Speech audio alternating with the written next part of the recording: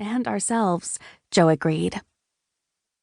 When Bishop Jeremiah glanced their way, probably to share another smile with his beloved Lydianne before beginning the ceremony, the three women sat back again with their hands clasped demurely in their laps.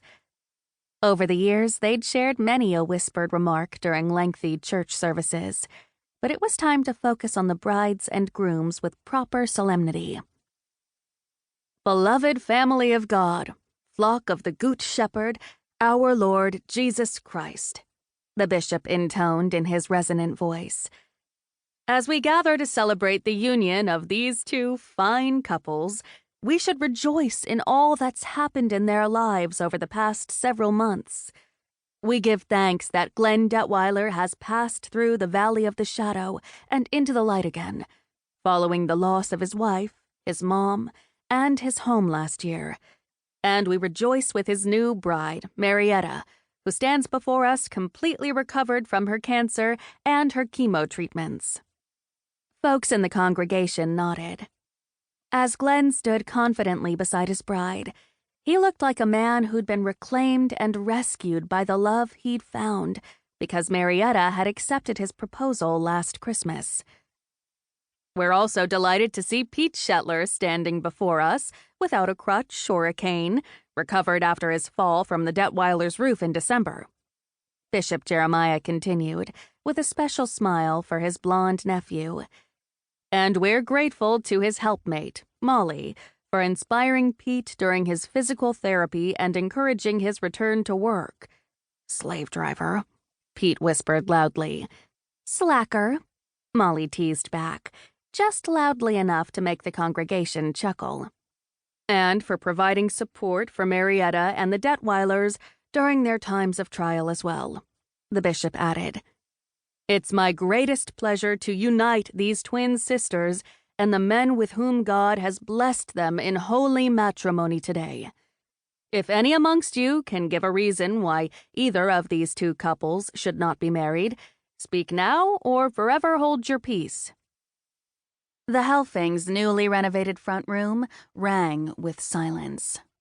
Glossy refinished hardwood floors, new built-in cabinets along the back, and fresh blue paint attested to the carpentry skills of both Pete and Glenn, who'd worked together to ensure that the twins' long-time residents would be ready for today's special event.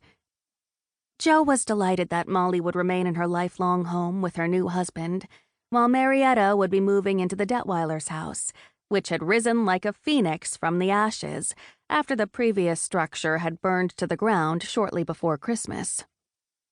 Signs of new life, the renewal that bloomed with the dogwoods and redbud trees in the spring, were evident everywhere she looked, and Jo felt a special surge of hope as the bishop led the twins in their vows. She was soon pulled out of the ceremonial spell the bishop wove with his words, however, as she met Michael's gaze again. It had been such a blessing when she'd spotted him earlier this morning, striding toward her. As he'd done in her fondest dreams over the winter, he'd held out his hands, and she'd grabbed them as though she'd never let them go. I have a surprise for you, Josie girl, he'd whispered. Right after the wedding, you'll see it. Josie girl.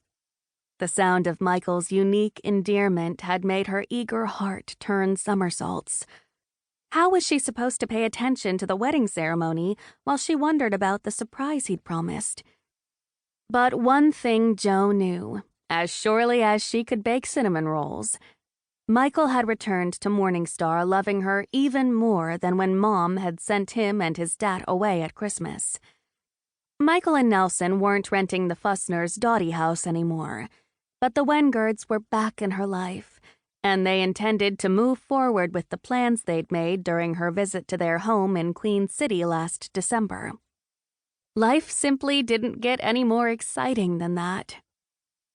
Jo's confidence in their future together bloomed even more spectacularly than the thousands of red poinsettias she'd beheld in the Wengerd greenhouses when she'd defied her mother's wishes to visit them. We joked with Marietta and Molly about how old they were at their birthday in December, Bishop Jeremiah was saying.